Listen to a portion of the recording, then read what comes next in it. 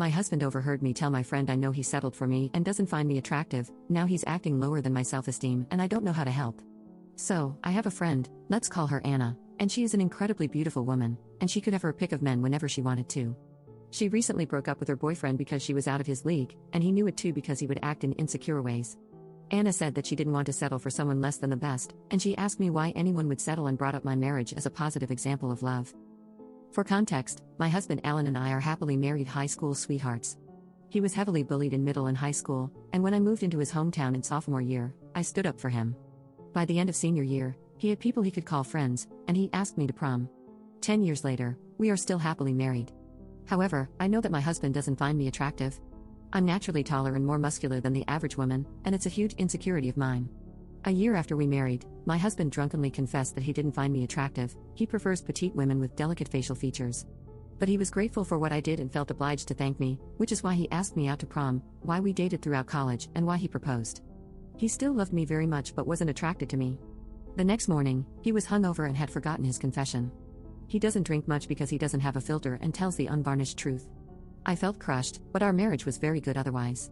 I never told him what he said that night. I don't think most men are attracted to the way I look anyway, and he was still a great husband to me.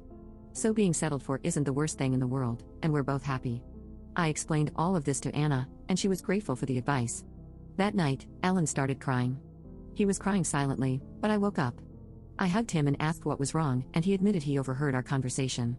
I didn't expect him to overhear since I was in the basement, but he heard his name and decided to listen in. I apologized for hurting his feelings, but it just made him sob harder. I don't know what I did wrong or if I did anything wrong. Update 1. Hello, I'm back with a short update. I received a lot of messages on my post last week, and it was a bit overwhelming.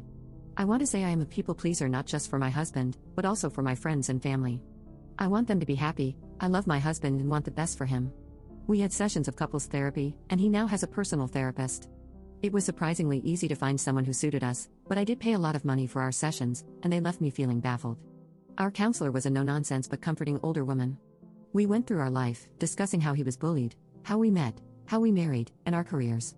I told her about how he had drunkenly told me he wasn't attracted to me, but that didn't matter because we loved each other, and I didn't know what made him upset.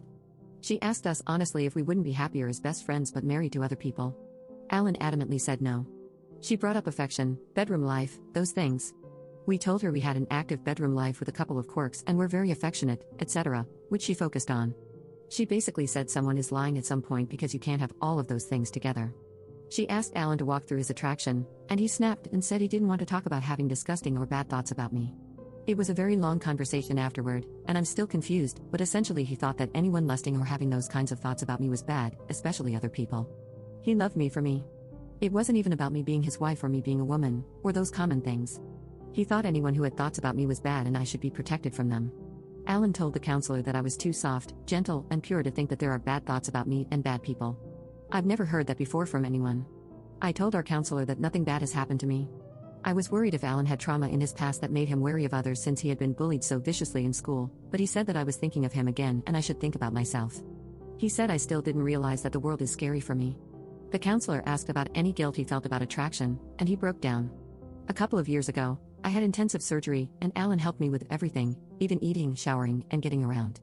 He confessed that when he helped me with bathing or dressing, he accidentally looked more than he should have, and he could feel that I was starting to realize he was having those thoughts about me and shut down. I don't really remember that, but he's my husband. I didn't and don't mind if he looks. He talked about how much he loves me and wants to spend the rest of his life with me. My counselor said I have grown up to think of others' wants and desires above my own, and I do have people-pleasing tendencies, but on the whole, I'm pretty mentally healthy. I got a few booklets and packets to fill out. My husband was told he needed intensive therapy as soon as possible, and he had his first session a few days ago. I don't know where this is going or what happened to make him think the way he does. He didn't grow up in a religious environment, and his parents are very affectionate and have a strong marriage. I still love and support my husband. Update 2. Hello everyone, I am back with some updates on my situation from 6 months ago. My husband and I still go to marriage counseling, but he quit therapy because he said it made him worse. We found out a lot during therapy. Much of his trauma came from school, where he was brutally bullied. The adults turned a blind eye, his friends abandoned him, and he couldn't tell his parents. So he felt alone until I arrived. I was well liked, and because I protected him, the bullies stopped, and people were nice to him again. He loved me and saw me as his savior. The problem was his mental state wasn't good. I think my husband was in the process of being diagnosed, but he has intrusive thoughts. I've always been taller and more muscular than other kids and treated as older. I'm still obviously female, just one that's naturally taller and stouter. With beauty standards emphasizing small and thin, I always felt weird about my body, but that doesn't stop creepy men, and it didn't stop teenage boys. His bullies made comments about me that are degrading but not atypical for cruel teenage boys. Some of what they said matched his thoughts because they were normal thoughts, intrusive thoughts, or just fantasies. He had a lot of fantasies and a lot of intrusive thoughts about me. It confirmed to him that people have bad thoughts about me, and he is just as bad, but the difference was he could control it, so he made a decision not to be attracted to me. He said the more he got to know me, the more pure and precious I seemed, and the less he could let the rot in. He had to keep me safe because the world would destroy me. The comments he made when he was drunk were ones of deep denial, trying to reassure me that he didn't have disgusting thoughts about me. That does explain some things about how my husband behaves around me, especially in the bedroom, and it also explains why he's very protective of me. He's always been an adoring husband, which is at odds with someone who is not attracted to me. The bathtub memory affected him a lot because he could rationalize a lot of things, but for the first time, I was vulnerable physically and in need of his help, and his fantasies and intrusive thoughts got worse. Some of the therapy was to try to get me off the pedestal, but it didn't really work, and his intrusive thoughts got worse. He said he had to quit, and I supported him. He told me some of his fantasies, and some were normal, and some were disturbing. I told him that I loved and trusted him. Our marriage is strong, and I will stay by his side and help him.